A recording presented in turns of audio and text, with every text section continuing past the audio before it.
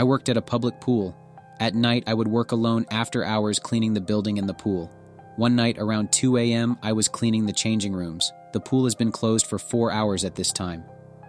So suddenly, I hear the sound of a child's laughter and bare feet running across the pool deck. I go out and scan the area, but there's nobody in sight. The doors are all closed and locked. There is nowhere a kid could be hiding. There are no wet footprints on the pool deck. I recheck the doors and the security monitors. I am the only person in the building. I was scared to death, and my heart was beating so fast in my chest that someone could probably hear my heartbeat if they were standing next to me. However, I ignored it and went back. After a while, I heard the same laughter of a child again, so I went back to check. Once again, there was nobody near the pool. Now I was even more scared as I knew something was wrong. I never heard that laughter again. It was definitely a creepy thing for me to experience, and I can't seem to get that memory out of my head. I am a security guard at a hospital. One evening, while my rounds, I walked into the surgery wing and was walking down the hallway when I saw a doctor looking at a whiteboard with all the scheduled surgeries.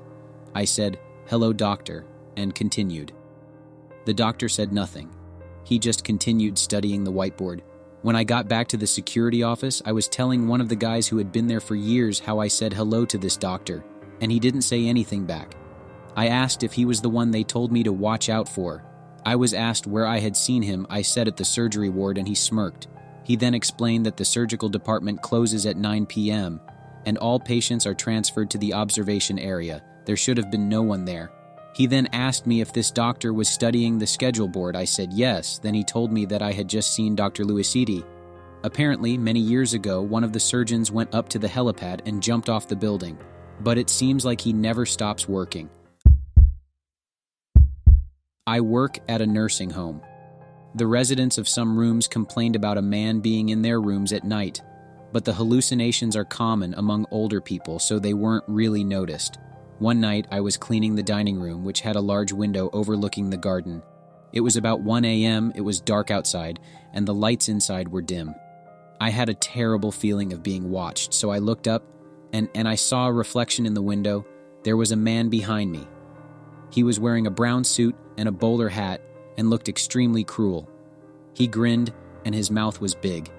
It happened in just a few seconds, and when I turned around, there was clearly no one there, but I'll never forget that evil look on his face. Then I paid more attention to the residents, and they all saw the same man. He just likes to terrorize people. I work in a cardiac intensive care unit, and we have a lot of deaths here. Having said that, we had a patient. I'll call him Peter. Peter was in the unit for months. He fought very hard to stay alive every day, and to his credit, he had been getting better for a good amount of time. Peter was quite old. Late 70s or early 80s. In fact, at first he looked very young and acted very stylish. He became a meme in the unit, and everyone loved him because he was an old white guy who liked rap. He also asked his family to bring mood lights into his room to sync with his music. I'm not kidding, his room sometimes played rave rap. We called him DJ Pete, and he loved it.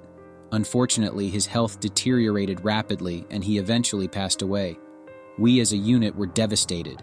His family allowed us to keep his mood lights, and to this day, we still keep them plugged in at the nurse's station. However, one day, the mood lights turned off. We were saddened. Nobody could get them working. But then they turned on. We were so happy, and then they started flashing super irrationally.